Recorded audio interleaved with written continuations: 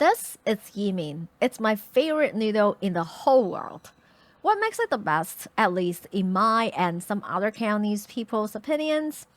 Well, there's simply no other noodles in the world that can absorb flavor and sauce as well as Yee Mein can. And it gets this way because it's actually a deep fried noodle, just like instant noodles, which are also great at taking on flavors. But unlike instant noodle, Yee Mein also got this great puffiness to it. It allows sauce and soups to adhere to it so well. And on top of that, Yee Mein also got this great body and bite to it, almost like an alkaline noodle. While it's feasible, we're not gonna show you how to make Yee Mein from scratch today because it's this whole process. You will need a bunch of oil and some special gadgets. But good news is you can go to your Chinese supermarket and it's very likely that they will carry some Yee Mein because it's an absolute classic ingredient in Cantonese cooking. So, Yee Mein turned into a little bit of this special occasion thing nowadays. You'll usually see it at banquets or fancy restaurants. And also, it's a classic dish to have at birthdays because, long noodles equals longevity. Regardless, Yee Mein is this super tasty and incredibly versatile noodles. So today we want to show you two preparations. First, a simpler pork and shiitake mushroom one that can be a base for your Yee Mein exploration.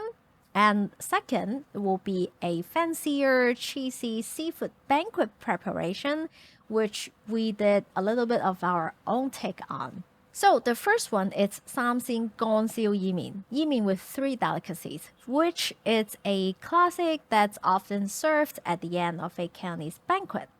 The three delicacies in Cantonese cooking is usually pork, dry shiitake, and yellow chives. Given that yellow chives is not the most common ingredient for many people to source, so today we'll be using a small bunch, about 60 grams of tender Choy Sum for its sweetness in place of yellow chives in order to make this version a little bit more achievable. So first, we'll need to soak our dry shiitake. Here we have 4 or about 20 grams. Give the mushroom a quick rinse to clean off the surface dust, then soak it in cool water for at least 4 hours. Once it's done soaking, take them out and squeeze the liquid back into the bowl and reserve that soaking liquid. Then remove the stems of the mushrooms, cut each into 2 slices, then slivers. Also, for some more texture, we'll also be using 2 fresh shiitake or about 60 grams. Just cut them the same way into slivers and set both aside. Next, let's handle our pork. Here's 100 grams of pork and we need to cut it again into slivers. Marinate the pork with a quarter teaspoon salt, a quarter teaspoon sugar, a pinch of white pepper, a half teaspoon soy sauce, half teaspoon Liaojiu, a.k.a. Shaoxing wine. Give it a good mix. Then coat it with a half teaspoon oil, mix well, and set aside. Lastly, let's prep our Choy Sum. If they are relatively big, you can cut them into half or even quarters so that it will be easier to incorporate with the noodles. Then give it a quick 30-second blanch, take it out, strain, and set aside. And now we're on to our last leg of prepping, Yee Mein. Here we have about 230 grams of Yee Mein that we just buy from our local market, and now we'll need to give it a quick pre-cook. So to a big wok of water, here about 3 liters, bring it to a rolling boil, then toss in the Yee Mein. Use a pair of chopsticks, gently stir it to loosen up, and let it cook on high for about 2 minutes and stir it occasionally. 2 minutes later, give it a try. When the noodles still got a bite of hardness inside, a bit before it gets to al dente, we can take it out. Rinse it under running water to get rid of the surface grease, then keep it in the strainer to drain and then set aside. Now all the preps are done, we can start cooking our Yee Mein. First, long yao. Get your wok piping hot, shut off the heat, add in the oil, here about 2 tablespoons. Give it a swirl to get a nice non-stick surface. Heat on high now. Toss in the pork slivers, quickly spread it out, give it a 15-second sear, then fry it for another 30 seconds. Then heat off, take out the pork, and reserve. Next, same wok, heat on medium.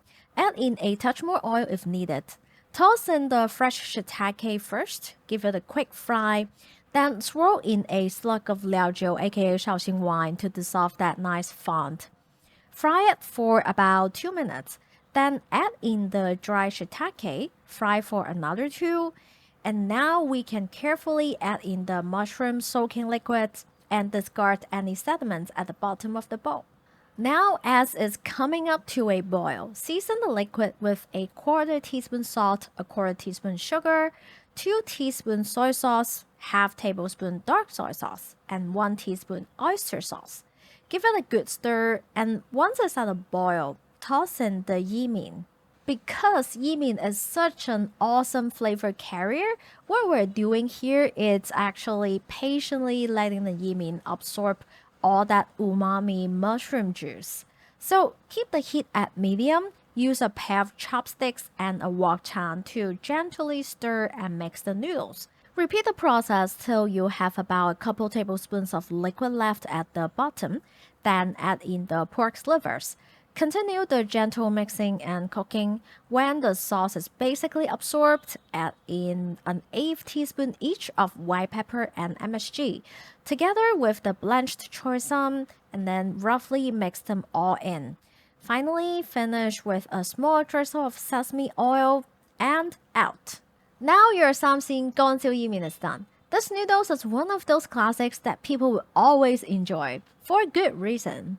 So in addition to the classic that we just mentioned above, there's another newer version that you will sometimes see at banquets and fancy restaurants nowadays. That is the cheesy lobster Yee Mein.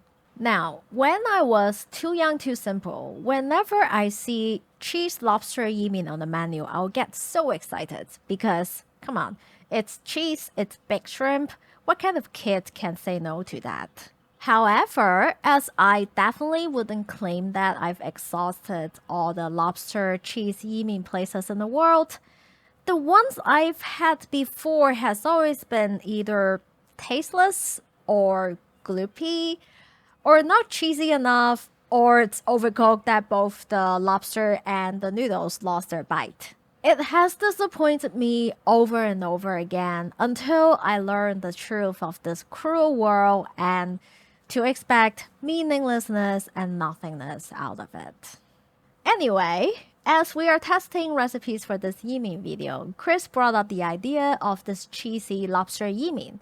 And of course I did my rant, right?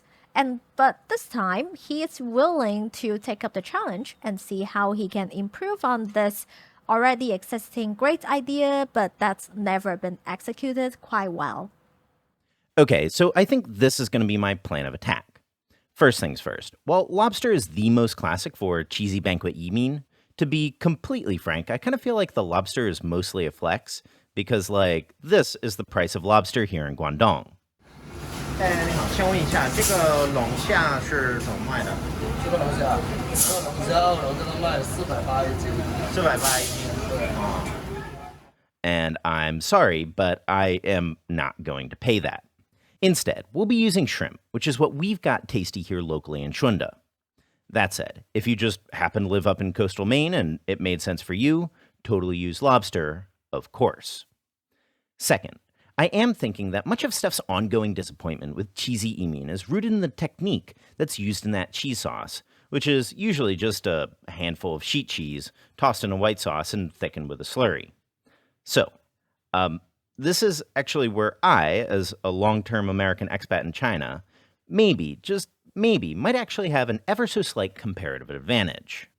You see, for the past decade or so, I've been honing my personal mac and cheese recipe to best make use of the local ingredients here in Guangdong, mostly in order to minimize use of expensive imported cheeses. It's nothing too spectacular or anything, but I figure that we can port some of the lessons that I've learned in that process to make something that's a cheesier sauce much deeper in flavor, but, critically, still true to Cantonese tastes. So then, to get started with this version, we're gonna need some shrimp. This was 375 grams of shell-on shrimp. So first peel your shrimp, and I personally find it easiest to remove that digestive tract when pulling off the heads. Then, once you're done, obviously reserve those heads and shells, but for the meat, in order to help preserve the pop of the shrimp, we'll need to give those a good de-sliming. 2 ways to do this. Option 1, leave the shrimp in a bowl under running water for about 10 minutes, which rinses that layer of slime right off. But if you happen to live in a more arid climate, another option is to soak the shrimp in water together with a splash of kansui, Chinese lye water. Let that soak for the same 10 minutes, then thoroughly rinse your shrimp. Also works just as well. After that, we'll need to dry these, but it's pretty important here to make sure that your shrimp are really, really dry. So after your more standard blotting, take a few paper towels, place the shrimp on them, and roll them up tight, even repeating that process if you have to. Then, because we're going to be going for a more fancy banquet kind of presentation today, I also figured that I might as well butterfly those shrimp as well, mostly for the sake of good looking. Optional, skip if you want. So then just transfer those now butterflied shrimp over to a bowl and marinate with a 1/4 teaspoon salt, a 1/4 teaspoon sugar, an 1/8 teaspoon white pepper powder, a 1/4 teaspoon liaojiu, a.k.a. Shaoxing wine, mix well, then coat that all with a teaspoon of peanut oil and set it aside. Now, we'll be giving those shrimp a quick pass-through oil. So to a wok, first, lang yao. Get your wok piping hot, shut off the heat, add in the oil, here about 1/3 cup, which is about the minimum needed for a pass-through. Give that a quick swirl, and over a high flame, heat the oil up till you're starting to see some faint wisps of smoke, about 185 centigrade, then go in with the shrimp. Give the shrimp a quick fry for about 45 seconds till cooked, then take them out. Let those drain, but also for this one, reserve that shrimp frying oil. We'll need a touch of it a little later on in the recipe. Now, as Yee Mein craves stock, let's use those shrimp heads and shells to whip up a basic shrimp stock. Just a swirl of peanut oil, medium flame, go in with 3 or 4 cloves of smashed garlic, a 1/4 of an onion cut into chunks, and an optional couple of ribs of celery if you happen to have some on hand. Once those are fragrant, about a minute or so, go in with the shrimp heads and shells and fry those all together till they change their color. Then, after that, we're going to be swirling in something that might just feel a little weird here. Brandy. You see, brandy has got a pretty long and quirky history in this part of the world. I figure that we can leave the bulk of that tale for another day, but for now, just know that a lot of Cantonese chefs seem to reach for brandy when they're cooking old-school Canto Western stuff, a.k.a. soy sauce Western, of which cheesy Yee Mein would be considered a part of. Feel free to swap it for Shaoxing wine if you don't have any on hand. And then, to that, pour in enough water to submerge the shrimp and bring it all up to a boil. Skim the stock if you're feeling led to, then swap it down to a simmer, cover, and let that go for 1 hour. An hour later now, strain the stock and be sure to get every last reasonable drop. Now, we are going to be splitting the stock up. We'll need 3/4 cup for finishing the Yee Mein, just like before, and another 3/4 cup for our cheese sauce. A quick word of warning, though, that this recipe will probably give you a little bit extra, so bottle up any excess and save for another use. So, for our cheese sauce, we'll grab 2 tablespoons of butter and melt that over a medium-low flame. Then, go in with 1 large clove's worth of finely minced garlic, fry it till fragrant, about 1 minute, then toss in a dried bay leaf and give that all a brief fry. Swirl in a tablespoon of your brandy, quick mix, then toss in 3/4 cup of stock and bring that up to a rapid boil. Then, once boiling, toss in a half teaspoon of milk powder, mix well, then turn things down to a simmer. Add in 3/4 cup of milk, and once that's all combined, we'll go in with our cheeses. So, this is my Guangdong cheese sauce approach. First, I do think a bit of actual, cheese is important to give things a bit of depth.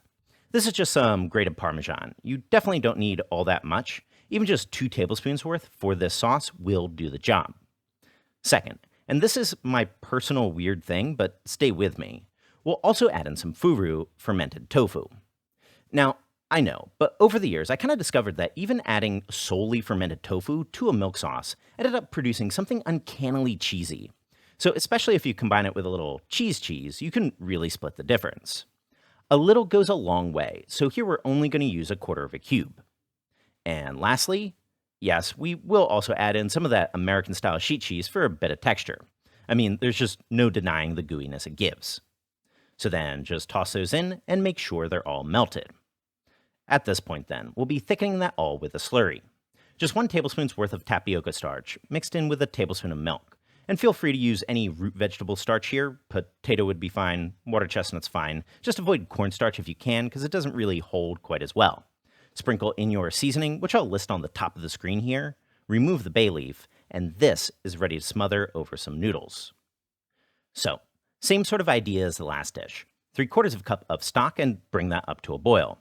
Add in a half teaspoon chicken bouillon powder, half teaspoon salt, 1/4 teaspoon sugar, and an 1/8 teaspoon white pepper powder. Mix well, then go in with your parboiled noodles. Toss the noodles until all the stock is absorbed into the Yee Mein. Then optionally go in with some Jiuhuang Yellow Chives.